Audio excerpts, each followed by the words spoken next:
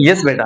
तो हमने जो है ना कॉन्सेप्ट पढ़ लिया, बेसिक डेफिनेशंस क्या है केमिस्ट्री की, मैटर क्या है और उसकी मतलब के डेफिनेशन के हवाले से हमने उसकी प्रॉपर्टीज पढ़ी, कंपोजिशन पढ़ी, स्ट्रक्चर पढ़ी ऑफ द मैटर। ओके। अब जो है इसकी बेसिक ब्रांचेस जो है ब्रांचेस ऑफ केमिस्ट्री वो पढ़ने जा रहे हैं, जैसे कि ये ब्रांचेस जो है आप अच्छे तरीके से समझें, इसे पढ़ें, इसके नाम अच्छे तरीके से समझें और उसके आगे जो फर्दर ब्रांचेस फिर हमें यहाँ पर लिखेंगे और आपको समझेंगे। ओके। तो देखिए बेटा, तो फर्स्ट ऑफ ऑल जो ब्रांच ऑफ केमिस्ट्री है, द फिजिकल केमिस्ट्री।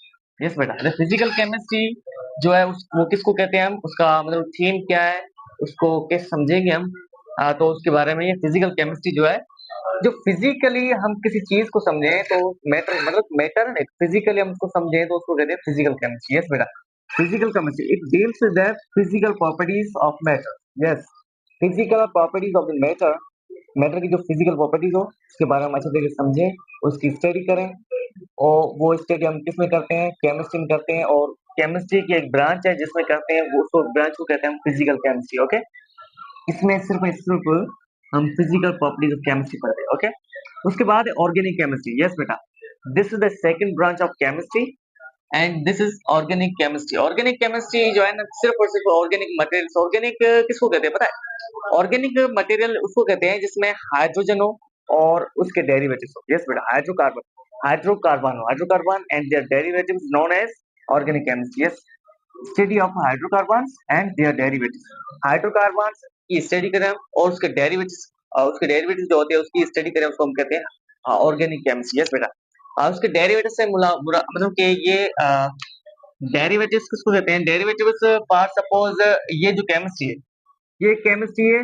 अब ये केमिस्ट्री की फर्दर ब्रांचेस जो है, ऐसे ही हाइड्रोकार्बन जो है ना, ऐसे ही हाइड्रोकार्बन है, इसकी फर्दर जो ब्रांचेस हो उसको हम कहते हैं डेरिवेटिव्स। यस, ये है, इसको हम कहते हैं डेरिवेटिव्स। इसकी इसमें ही मतलब वो उस डेरिवेटिव्स में भी हाइड्रोजन और कार्बन की मतलब के प्रेजेंस हो, that's known as derivatives of hydrocarbon. Yes बेटा, organic chemistry the study of hydrocarbons and their derivatives is known as organic chemistry. उसको हम कहते हैं ऑर्गेनिक केमिस्ट्री, ये भी एक ब्रांच ऑफ केमिस्ट्री है। ओके। अब दूसरे नंबर पे है, तीसरे नंबर पे इनऑर्गेनिक केमिस्ट्री।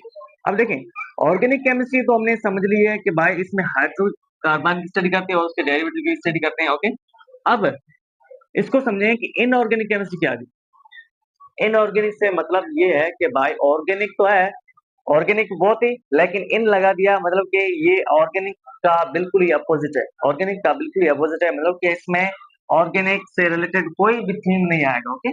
फर्स्ट सपोज ये इनऑर्गेनिक केमिस्ट्री, इनऑर्गेनिक केमिस्ट्री इसकी की डेफिनेशन ये है, the study of all elements except hydrocarbons and their derivatives, जिसमें हम स्टडी करते हैं all the elements in this periodic table, जो न्यू पीरियोडिक टेबल जिसमें 118 जो एलिमेंट्स है डिस्कवर्ड हुए हैं, एलिमेंट्स है उसकी हम स्टडी करते हैं, लेकिन छोड़ के, किसको छोड़ के, हाइड्रोकार्बन को छोड़ के और उसके डेरिवेटिव्स को छोड़ के, दूसरे हम जिस जो भी मतलब के एलिमेंट्स है उसकी स्टडी करें, उसको हम कहते हैं सॉरी इनऑर्गेनिक केमिस्ट्री।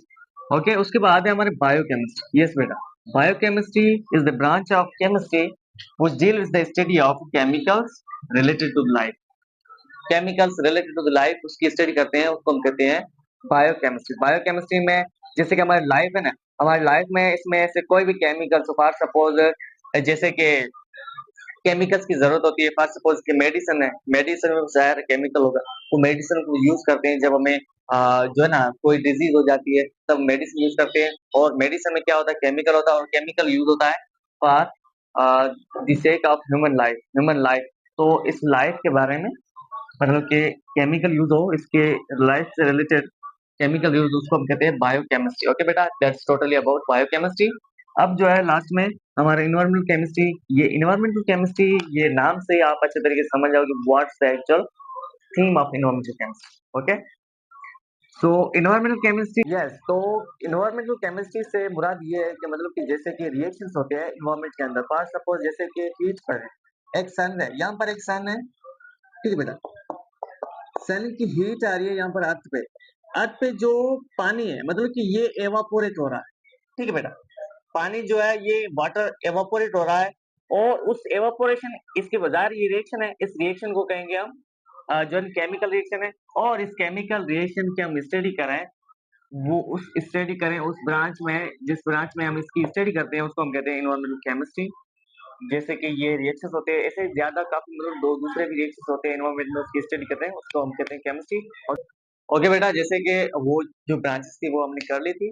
अब जो हम फर्दर इसकी ब्रांचेस है उसको कैटेगराइज़ करेंगे, जैसे कि इंडस्ट्रियल केमिस्ट्री है। पहले हमने जो एनवायरमेंटल केमिस्ट्री तक पढ़ा था, अब जो यहाँ पर इंडस्ट्रियल केमिस्ट्री है, देखिए बेटा, यहाँ पर इंडस्ट्रियल केमिस्ट्री है। इंडस्ट्रियल केमिस्ट्री आप नाम से गैस कर सकते हैं कि what is the actual theme of industrial chemistry, और इंडस्ट्रियल केमिस्ट्री किसको कहते हैं।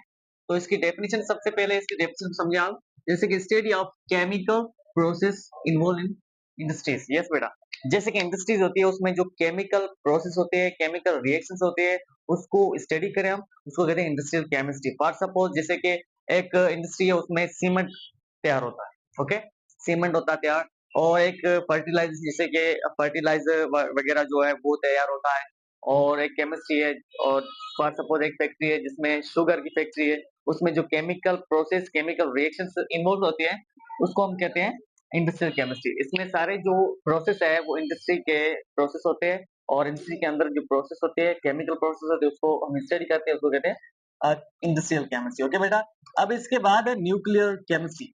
Yes, beta. Nuclear chemistry is the very important branch of the chemistry, and which we have to focus on this. Okay, and this branch is very, very attractive branch among all branches of the chemistry. बिल्कुल ऐसी attractive है जिसको everybody wants to know something extra about industrial chemistry, sorry nuclear chemistry. Nuclear chemistry के बारे में जो है ना हर कोई बंदा जो है वो जानना चाहता है कि भाई ये कौन सी बला है। इसको समझने के लिए मतलब कि लोग जो है ज्यादा टाइम देते हैं, लेकिन आपको अच्छे तरीके से समझना है, इधर उधर नहीं होना है, अच्छे तरीके से समझना है। ओके, तो देखिए बेटा, study of radio activity. Radio activity किसे कहते हैं, जैसे कि फॉर सपोज कोई एलिमेंट है उसको बम्बार्ड करते हैं। फॉर सपोज रेडियो एक्टिव, जैसे कि रेडियो थेरापी होती है ना, जैसे डॉक्टर्स जो है डायग्नोसिस करते हैं, मतलब कि एक्सरेज वगैरह, उसमें रेज होते हैं, उसको रेडियो एक्टिव रेज कहा जाता है। ओके, रेडियो एक्टिव रेज जो है उसकी हम स्टडी करें इन केमिस्ट्री में हम उसकी स्टडी करें, रेज की, रेडियो एक्टिव एलिमेंट्स की, तो हम उसको कहते हैं न्यूक्लियर केमिस्ट्री। ओके बेटा, ये हो गया न्यूक्लियर केमिस्ट्री हमारा कंप्लीट। अब जो हम एनालिटिकल केमिस्ट्री, यस बेटा, analytical chemistry, yes, analytical chemistry में हम जो है ना एनालाइज करें, किसी की एनालाइज करें और किसी को सेपरेट करें। फॉर सपोज किसी चीज को, किसी कंपोनेंट्स को, एक सब्सटेंस है उसको हम सेपरेट करें, अलग करें, जुदा करें, that's known as analytical chemistry. जैसे कि study of separation and analysis of substance,